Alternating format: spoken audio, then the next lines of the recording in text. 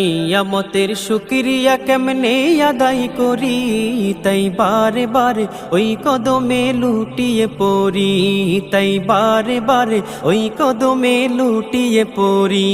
তার নিয়ামতের শুকরিয়া কেমনে আদায় করি, তাই বারে বারে ওই কদমে লুটিয়ে পড়ি, তাই বারে বারে ওই কদমে লুটিয়ে পড়ি।